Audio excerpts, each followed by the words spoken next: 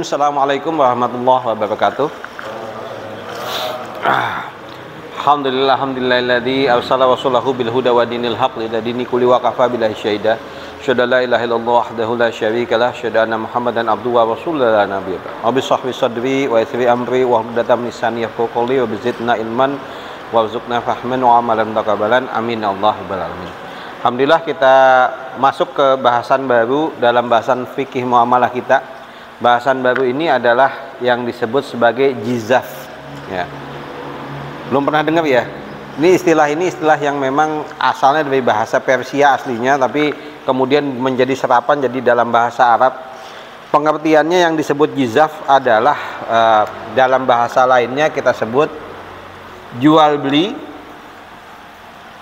dengan taksiran. Itu ya. Apa itu? Nah, kita bahas dulu dari sisi bahasa ya. Jadi yang namanya jizaf itu secara bahasa, ya, secara bahasa.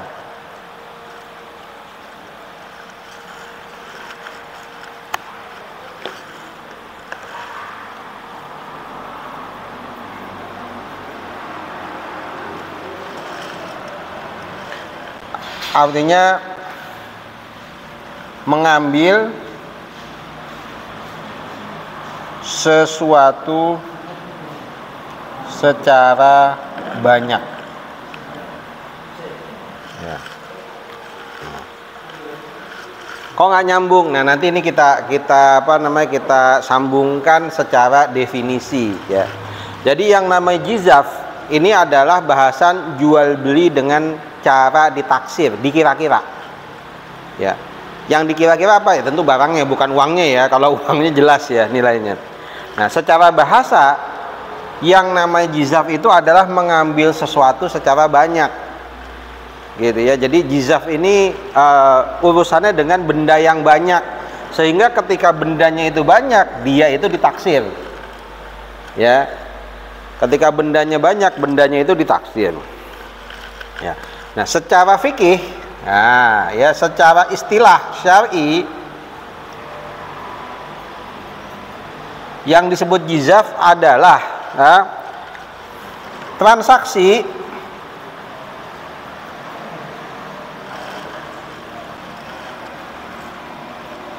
atas sesuatu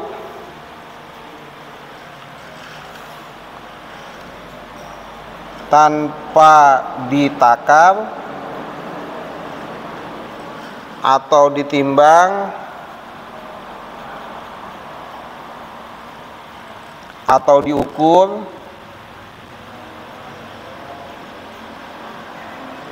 atau dihitung.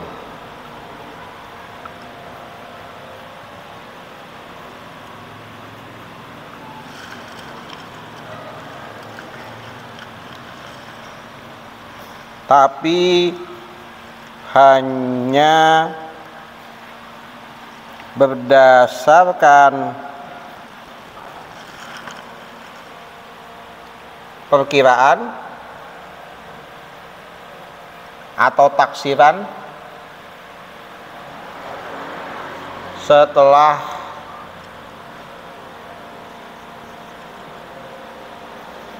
melihat atau menyaksikan barangnya.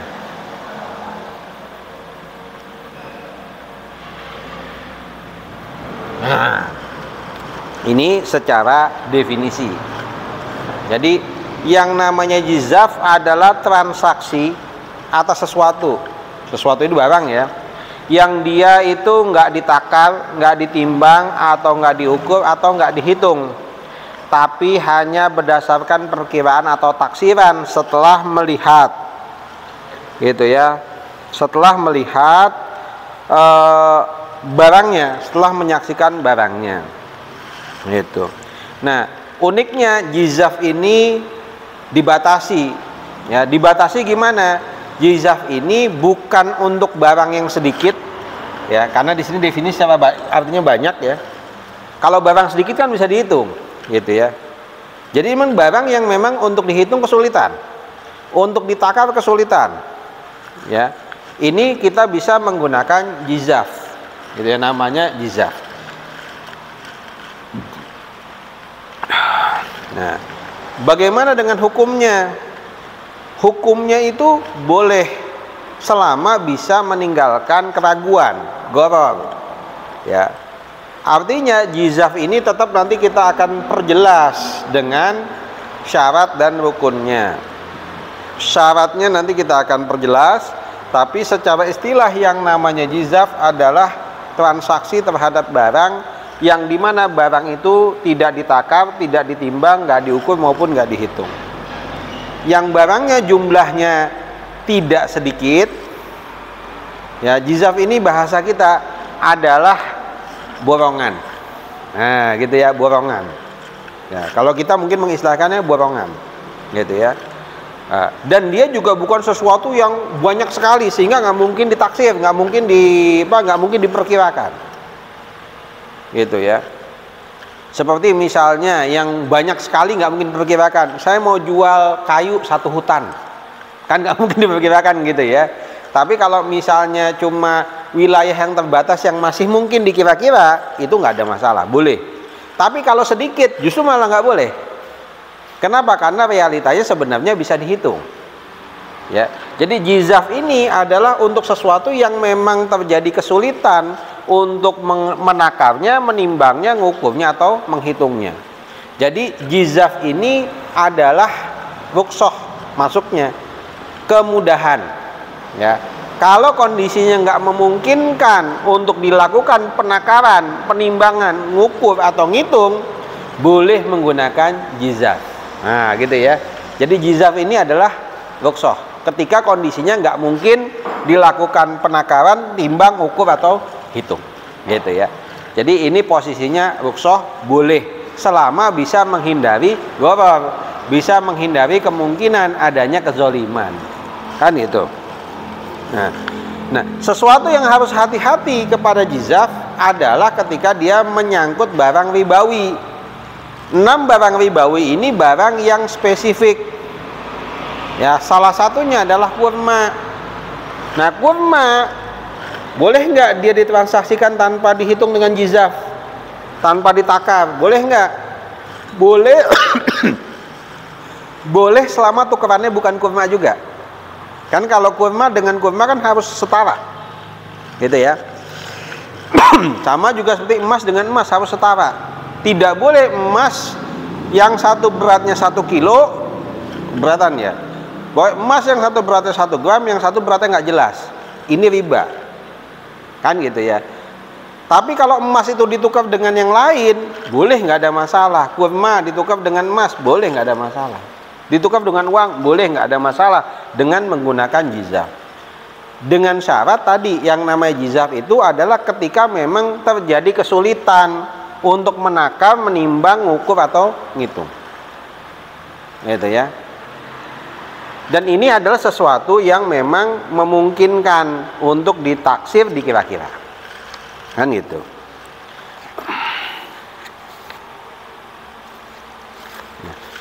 Sekarang kita masuk ke bagian syaratnya, gitu ya.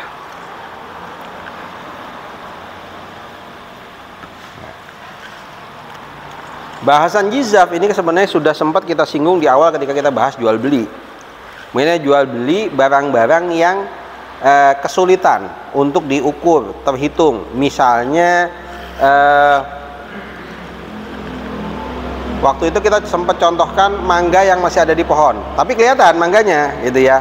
Atau padi yang tinggal di panen, atau padinya itu sudah bentuknya onggokan gitu ya, tapi belum ditimbang gitu ya, belum diukur.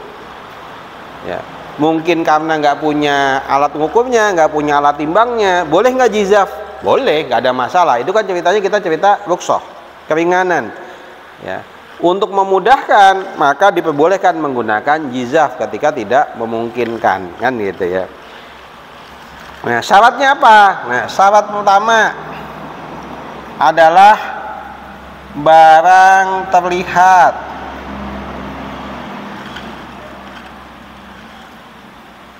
kasat mata oleh kedua pihak,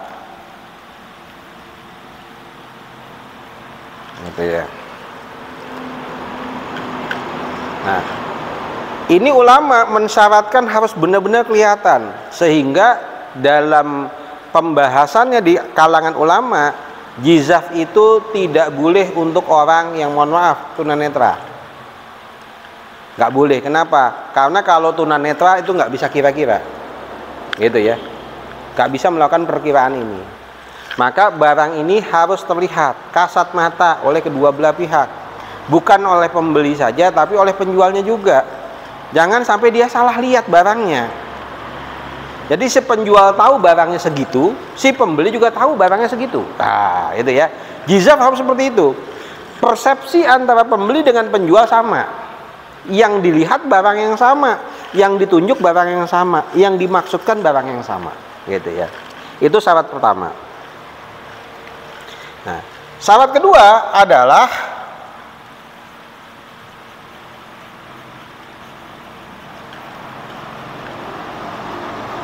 pembeli dan penjual sama-sama tidak tahu ukurannya.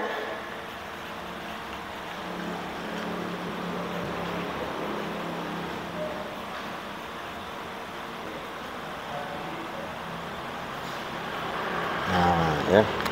Kita cerita jizaf itu kan sesuatu yang nggak ditakar. Ya. Pembeli dan penjual sama-sama nggak tahu, sama-sama memang belum ada yang ukur, sama-sama memang tidak melakukan pengukuran, entah ditimbang, entah ditakar, entah diukur, entah dihitung, sama-sama nggak melakukan ukuran. Gimana jika salah satunya itu tahu ukurannya? Nggak sah jizafnya, gitu ya. Nggak sah. Kenapa? Karena jizaf ini harus sama-sama, kedua-duanya sama-sama nakar. Kalau yang satu sudah tahu hitungannya, yang satu nakar, ini goror. Nah, gitu ya. Kemungkinan terjadinya kecurangan, kemungkinan terjadinya kezoliman, gitu ya. Maka syarat kedua untuk jizaf adalah si pembeli dan si penjual sama-sama nggak tahu ukurannya, memang taunya begitu. Nah, gitu ya, segitunya, gitu ya. Bahasanya mungkin seonggok gitu ya, ya segitulah gitu ya. Jadi sama-sama nggak tahu ukurannya. Kalau dua-duanya tahu, malah juga lebih nggak sah lagi. Dua-duanya ngerti ini ukurannya, gitu ya. Ini sekitar 10 kintal, tapi sama-sama menyembunyikan. Pokoknya saya jual segitu deh, apa adanya. Nah, ini bahaya, gitu ya. Yang satu ngerti, tapi sama-sama membahasakan jual segitunya, apa adanya. Ini malah nggak sah juga, lebih nggak sah lagi. Salah satunya tahu aja bermasalah, apalagi dua-duanya tahu ukurannya, tapi pengen pakai jizaf. Ini malah nggak boleh. Jadi jizaf ini adalah kekhususan kalau memang nggak ditakar, dan kedua-duanya harus nggak boleh tahu takarannya. Kalau salah satunya tahu, maka itu jadi jual beli biasa. Oh, saya tahu kok ini 10 kintal. Maka transaksi itu harus dilakukan berdasarkan pengetahuan tadi, gitu ya. Baik yang tahu itu penjual maupun yang tahu pembeli, gitu ya. Maka syarat jizaf adalah pembeli dan penjual sama-sama tidak tahu kadarnya, tidak tahu ukurannya. Nggak boleh. Nah, kalau dicari tahu gimana? Boleh aja, boleh, tapi nanti nggak pakai jizaf, ya kan? Pakai jual belinya masuk jual beli biasa, bukan jizaf masuknya, kan gitu ya. Karena jizaf ini sebenarnya sama dengan jual beli biasa, tapi ada syarat-syaratnya, kan gitu ya. Karena kalau dalam jual beli biasa, barang nggak harus terlihat kasat mata. Yang penting jelas spesifikasinya, kan begitu ya. Yang penting jelas spesifikasinya. Tapi kalau jizaf, barang ini harus kelihatan oleh kedua belah pihak, gitu.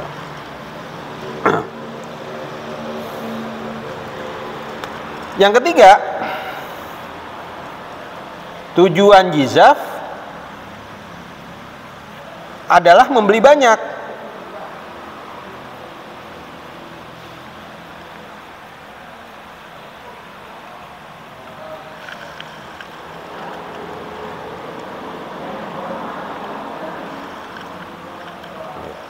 Jadi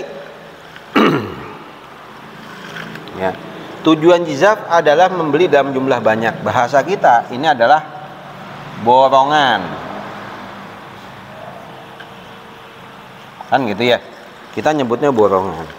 Apa yang dimaksud membeli banyak adalah memang barangnya itu bukan dalam jumlah yang memungkinkan untuk dihitung atau memungkinkan untuk dengan mudah ditakar. Jadi barang-barang yang memungkinkan dihitung nggak boleh. Misalnya jual telur ayam di kandang, kira-kira mudah nggak ngitung telur ayam? Mudah, nggak boleh dengan jizaf. Pokoknya saya jual telur ya, seadanya, nggak boleh. Kenapa? Karena dia memungkinkan dihitung. Tapi kalau yang tidak memungkinkan dihitung, misalnya buah rambutan, taruh nih satu wadah besar gitu kan, taruh gitu ya, 3 karung, bisa dihitung nggak? Susah dihitungnya. Kalaupun bisa susah ngitungnya kan gitu ya. Nah yang seperti ini boleh jizaf. Benda yang ketika dia kesulitan untuk dihitung atau kesulitan untuk ditakar, kesulitan untuk ditimbang, itu maka boleh dilakukan jizaf. Entah mungkin karena timbangannya nggak ada, kan nggak semua juga punya timbangan gitu ya, misalnya kan ya seperti itu. Sama-sama nggak bawa timbangan, ada yang mau diperjualbelikan, ya. Jangan kebayang pasar sekarang ya, kalau pasar sekarang semua punya timbangan. Zaman dulu enggak, gitu ya. Zaman dulu enggak semua orang punya timbangan. Kalaupun punya timbangan, belum tentu timbangannya standar. Kan gitu ya. Nggak ada standarnya. Zaman Rasulullah belum kenal istilah kilogram. Kan gitu, kilogram baru-baru aja kan gitu ya. Maka kita anggap zaman itu timbangan pun tidak standar. Maka jizaf itu memungkinkan untuk digunakan. Jadi tujuan jizaf adalah membeli banyak. Kalau sedikit nggak boleh. Bisa dihitung nggak boleh. Ya, jadi bukan tidak boleh untuk yang bisa dihitung.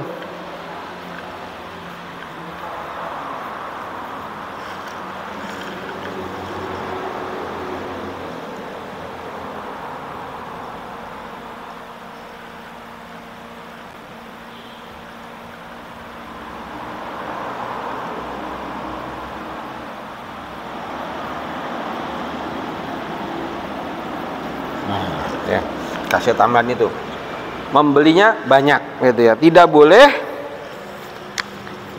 untuk barang yang memungkinkan dihitung itu. Syarat nomor 4. Nah ini yang ketika itu juga saya sempat sudah gambarkan, yang namanya jual beli dengan jizaf dengan taksiran, yang naksirnya harus ahli gitu ya.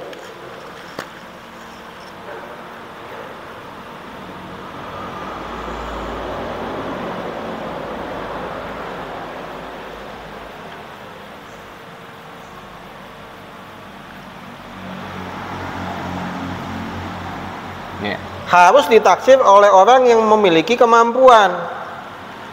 Boleh penjual atau pembelinya, atau pembeli langsung,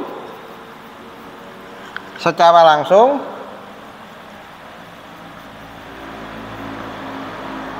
atau boleh diwakili.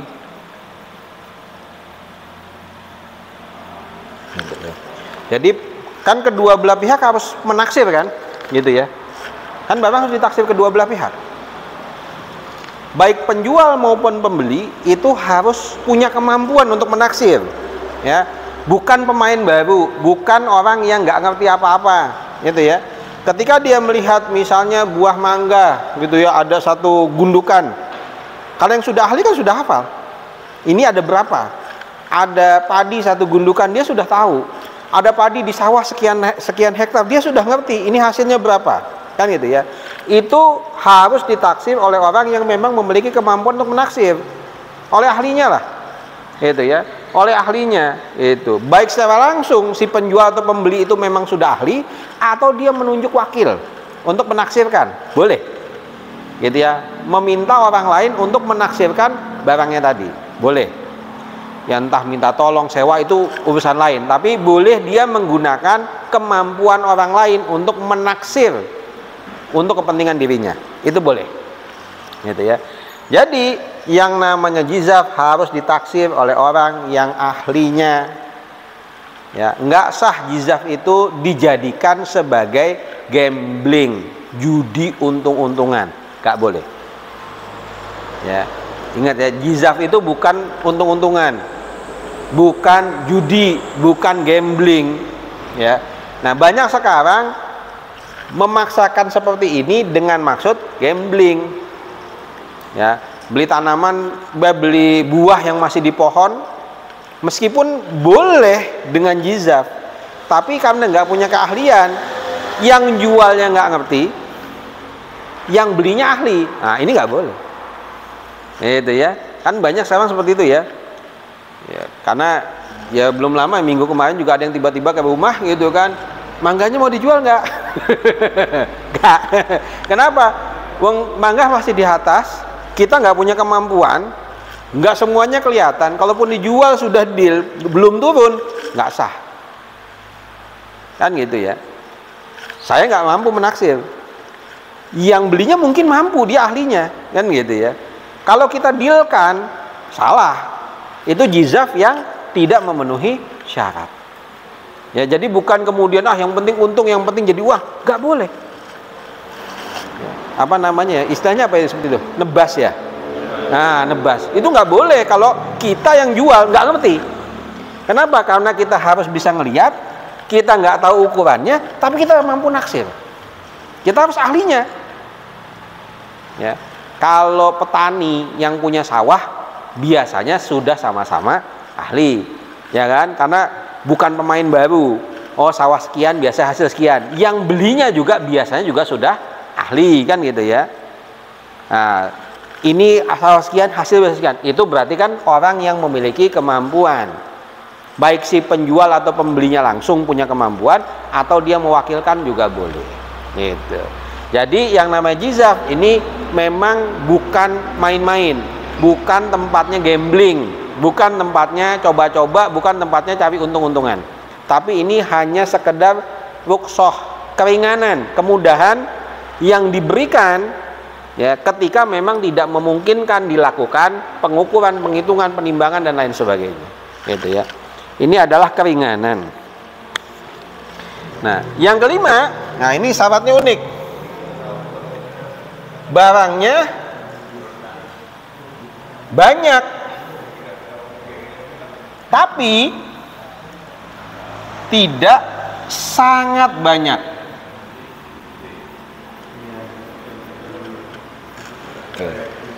Ya. Maksudnya apa?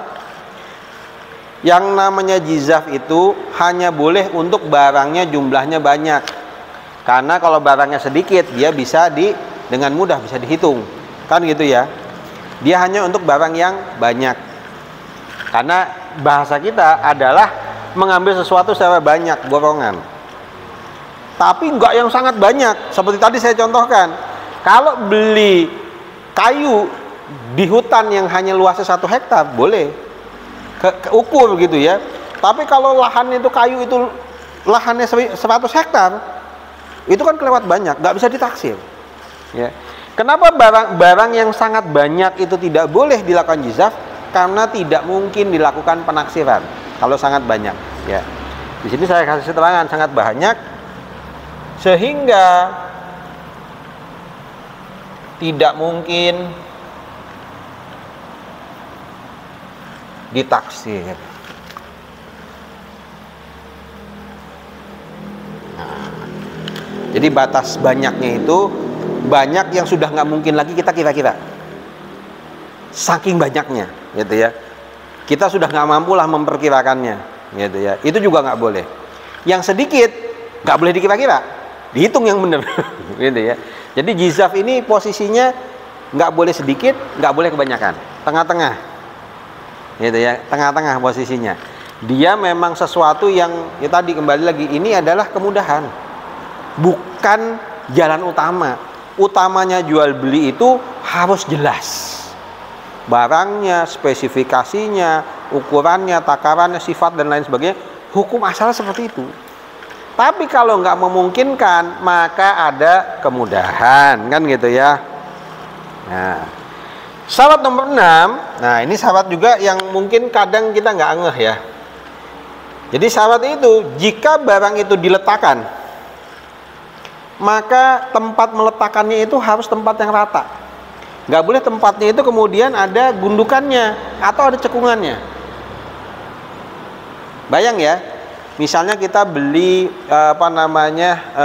buah atau padi, antara tempat yang datar seperti ini dengan tempat yang ada cekungannya atau tempat ada agak gunduk gitu, kan pasti hitungannya beda, gitu ya. Jadi benda yang dilihat ketika jizaf harus pada tempat yang tidak memungkinkan adanya kesalahan pandangan. Ya, paham ya? Jadi tempatnya sebisa mungkin tempat yang datar. Ya. Apa membahasakannya? Tempat meletakkan barang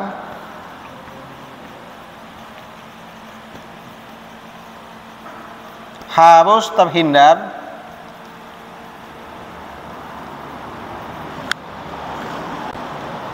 dari kemungkinan kesalahan taksir.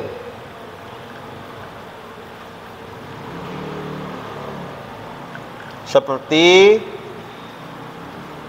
tempat yang cekung itu dan sebagainya, gitu ya. Jadi misalnya mau menaksir buah, ya maka ya tempat harus datar, kan gitu ya. Gak boleh tempatnya itu bergelombang atau ada bukit kecilnya, ada gundukannya atau malah cekung, karena itu nanti akan mempengaruhi kan ketutupan. Taksirannya jadi kacau, kan gitu ya. Nah inilah sebenarnya resiko gorornya, gitu ya, adanya kecurangan. Bisa jadi kalau yang seperti itu kan si penjual yang curang akhirnya. Si penjual sengaja cari tempat yang agak melengkung. Ketika benda ditaruh ke sana, persepsi dari pembeli rata. Padahal ini isinya tanah, bukan barang, gitu ya. Isinya tanah, bukan barang. Barangnya lebih sedikit daripada yang diperkirakan. Nah, artinya memang tempatnya itu harus terhindar dari kemungkinan salah taksiran. Yang paling tepat, maka kalau ulama sebenarnya harus di tempat yang datar. Ya, harus di tempat yang datar karena persepsi kita itu jauh lebih mudah menaksir benda ketika tempatnya datar. Dibanding kita tempatnya cekung atau tempatnya itu ada cembungnya, ada undakannya, gitu ya. Jauh lebih mudah ketika tempatnya datar. Nah, ini harus dilakukan. Jadi kalau ulama sederhananya harus di tempat yang datar. Tapi kita sekarang ini nggak hanya bicara tempat datar, karena nggak semua seperti itu. Kalau misalnya itu ditaruh, misalnya yang kita jual itu benda cair, ya, maka itu juga harus jelas.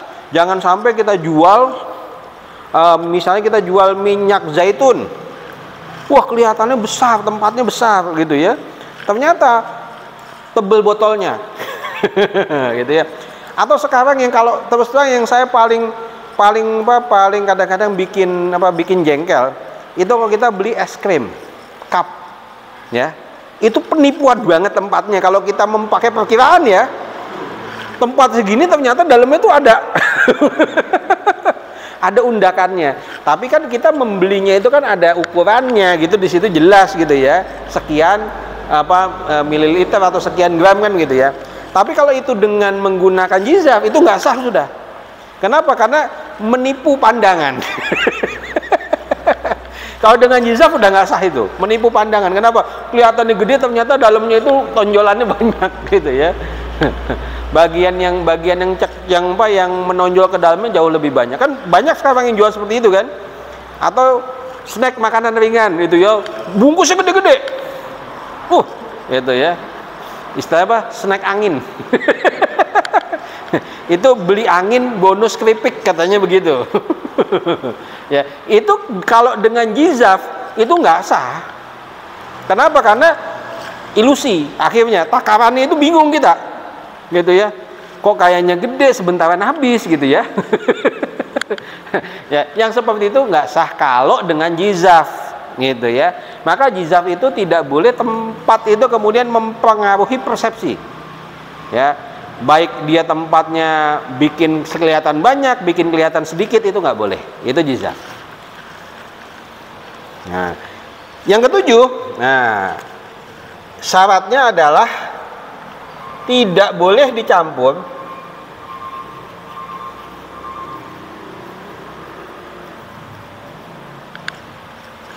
barang yang sama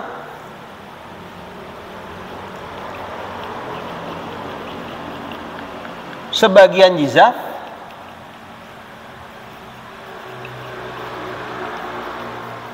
dan sebagian